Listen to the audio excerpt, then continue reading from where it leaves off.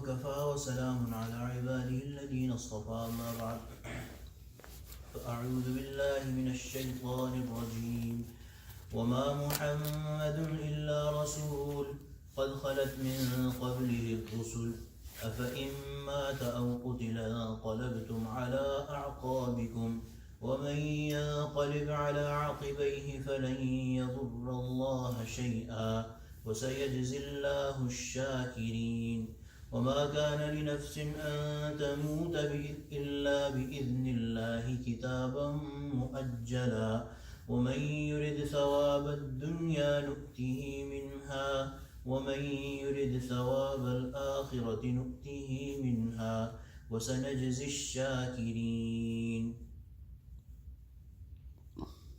صدق الله العظيم وبلغنا رسوله النبي الكريم ونحن على ذلك من الشاهدين والشاكرين والحمد لله رب العالمين. The discussion about Uhud is going on, and one of the purposes of the defeat in Uhud and the happenings of Uhud was that Allah subhanahu wa ta'ala wanted to prepare the Sahaba for the passing away, the demise of the Prophet sallallahu alaihi wasallam. And therefore the wisdom of Allah subhanahu wa ta'ala was such that the rumor of the passing away of the Prophet sallallahu alaihi wasallam, the Prophet sallallahu alaihi wasallam having been martyred, spread around in the Muslim army.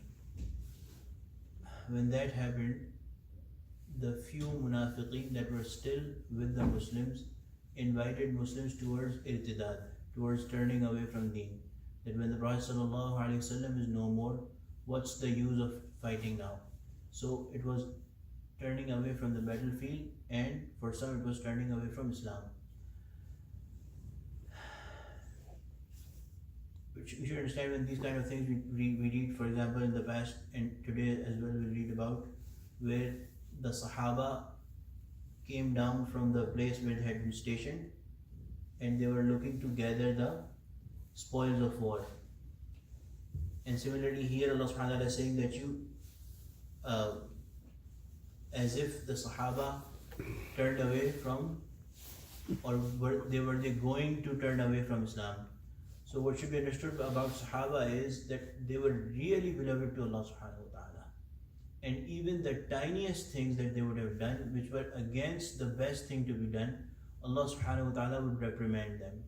And it is the sunnah of Allah subhanahu wa ta'ala that whoever is more beloved and more close to Allah subhanahu wa ta'ala, it is in fact our routine too, that whoever is the closest to us, even the tiniest things that they do, we feel them, we feel a lot about them. So when the Sahaba would do even the tiniest thing that would be against the best thing, Allah subhanahu wa ta'ala will reprimand them and use terms that will be very strong. So here, وَمَا مُحَمَّدٌ إِلَّا رَسُولٌ, Allah subhanahu wa ta'ala is addressing the Sahaba and saying, وَمَا مُحَمَّدٌ, Muhammad is but a messenger, إِلَّا رَسُولٌ, he's none but a messenger. قَدْ خَلَتْ مِنْ قَبْلِهِ الرُّسُلُ, there have been messengers before him. أَفَإِمْ مَاتَ, so if he dies, أَوْ قُتِلَ, or is he killed, انقلبتم على أعقابكم, would you turn back on your heels? So it's not that the Sahaba were turning back on their heels, but the notion that was created by the munafiqeen to turn away from the battlefield and to turn away from deen. So Allah subhanahu wa ta'ala is asking, انقلبتم على أعقابكم, would you turn around on your heels? وَمَنْ يَنْقَلِبْ عَلَىٰ عَقِبَيْهِ فَلَنْ يَضُرَّ اللَّهَ شَيْئًا, whoever turns back on his heels can never harm Allah in the least. وَسَيَجْزِي اللَّهُ الشَّاكِرِينَ, those who are grateful, Allah subhanahu wa ta'ala will reward them soon. From this, Allah subhanahu wa ta'ala is also teaching the Sahaba, protecting them from something that the Yahud and the Nasara had done, which was to go beyond limits in the respect and honor of their Prophet, that they joined them, na'uzubillah, with Allah. Allah subhanahu wa ta'ala is clarifying that the Prophet sallallahu alaihi wasallam is none but a Rasul, and there have been prophets before him, and that he will die. And this ayah in fact, did prepare Muslims for the passing away of the Prophet ﷺ, as we may have heard many times, that the day when the Prophet ﷺ did actually pass much later, all the Sahaba were in a very confused state. Sayyidina Umar radiallahu anh was not even willing to listen to anybody who said that the Prophet ﷺ has passed away. Sayyidina Usman radiallahu anh was crying like anything. Sayyidina Ali radiallahu anh, if I remember about them, either one of them, they basically could not move. They just sat still for a very long time, remained still for a very long time. So at that time, Sayyidina Abu Bakr Siddiq radiallahu anh held the whole ummah together by reciting this ayah, وَمَا مُحَمَّدٌ إِلَّا رَسُولٌ قَدْ خَلَتْ مِنْ قَبْلِهِ الرُّسُلُ أَفَإِنْ مَاتَ أَوْ قُتِلَ انقلبتم, telling the Sahaba that the Prophet had to indeed pass away someday, and this is that day. Sayyidina Umar radiallahu anh says that it felt like this ayah actually came that day, actually descended that day at the passing away of the Prophet. So anyway, so this is the teaching for the Sahaba, that and for the general ummah, that do not increase the station of the Prophet beyond limits. He is a Rasul. Many Rasul have come before him. They passed away, and he will also pass away. And if he passes away, or if he is killed, jihad and Islam and Iman are not all for Rasulullah sallallahu alaihi wasallam, but they are for the sake of Allah alone. And Allah is alive and ever living. So whoever is doing jihad and has Iman over Allah subhanahu wa ta'ala, Allah is ever living. And if people turn away, they will not harm Allah subhanahu wa ta'ala in the least bit.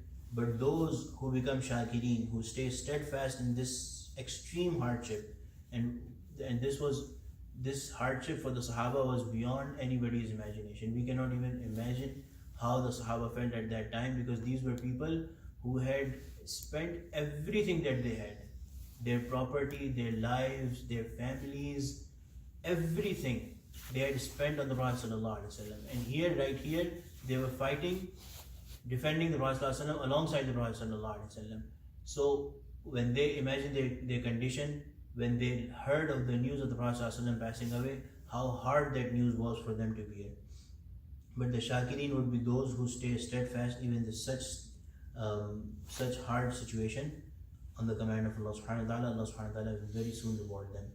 Then Allah subhanahu wa ta'ala is saying another general thing. It also pertains to anybody's death in our life. وَمَا كَانَ لِنَفْسٍ أَن تَمُوتَ إِلَّا بِإِذْنِ اللَّهِ كِتَابًا مُؤَجَّلًا. Whoever passes away, it is not the choice of a person to die without the will of Allah. So whoever dies, they die with the will of Allah. إِلَّا بِإِذْنِ اللَّهِ كِتَابًا مُؤَجَّلًا. Allahu Akbar. It is a time-bound destiny. Kitaban mu'ajjala. It is written, and it is written with time. So nobody is going to pass away a moment before they have to go away from this world, and a moment after they have to go away from this world. Whenever the time comes for death, for a person, they have to go. So there is no point logically in grieving anyone's death. Although grief is normal, the Prophet ﷺ shed tears on the passing away of his son. But logically speaking, when somebody is going to pass away with the will of Allah subhanahu wa ta'ala, we do not have the right to question, and it is not logical to even grieve someone's death. But of course there is grief. وَمَنْ يُرِدْ ثَوَابَ الدُّنْيَا نُؤْتِهِ مِنْهَا. Whoever seeks a reward in this world, ثَوَابَ الدُّنْيَا نُؤْتِهِ مِنْهَا, we shall give him out of it. وَمَنْ يُرِدْ ثَوَابَ الْآخِرَةِ نُؤْتِهِ مِنْهَا. And whoever seeks a reward in the hereafter, we shall give him out of it. وَسَنَجْزِي الشَّاكِرِينَ. Again, we shall soon reward the grateful. So this refers to the Sahaba coming down from that mount, that Allah subhanahu wa ta'ala is reprimanding them in strong terms, that وَمَنْ يُرِدْ ثَوَابَ الدُّنْيا. If you are going, although it should be very clearly understood, it is written in the Tafasir, when the Sahaba actually came down to gather the spoils of war, they were not doing it only for this dunya, because the ruling of Sharia is that it is divided according to not whoever collects the most, but it is divided according to the rulings of Sharia, which are general, not dependent on whoever collected the most. And these Sahaba, at the moment when they were coming down, they were doing it considering part of jihad. They were not doing it because of a purely worldly gain, but they were doing it as part of jihad, as it is part of jihad to collect the spoils of war and protect them. So anyway, but still Allah subhanahu wa ta'ala is is terming it yurid thawab ad-dunya nu'tihi minha, comparing it to that if somebody is seeking a reward in this dunya, Allah subhanahu wa ta'ala will give them this dunya if Allah subhanahu wa ta'ala wills. وَمَنْ يُرِدْ ثَوَابَ الْآخِرَةِ نُؤْتِهِ مِنْهَا وَسَنَجْزِي الشَّاكِرِينَ. And whoever looks for a reward, the real reward in the hereafter, which is in the hereafter, Allah subhanahu wa ta'ala will give them that. وَسَنَجْزِي الشَّاكِرِينَ. Very soon, that is at Qiyamah, Allah subhanahu wa ta'ala is going to reward the grateful. Okay, inshallah we'll do, there's 3 or more ayat in continuation with this subject, and inshallah we'll do them tomorrow. Alhamdulillah Rabbil Alameen, salatu wassalamu ala sayyidil mursalin. ربنا ظلمنا انفسنا وان لم تغفر لنا وترحمنا لنكونن من الخاسرين. رب اغفر وارحم وانت خير الراحمين. اللهم اجعلنا من اهل القران الذي يحبك وخاصته. صلى الله تعالى على خير خلقه سيدنا ومولانا محمد وعلى اله وصحبه اجمعين. امين برحمتك.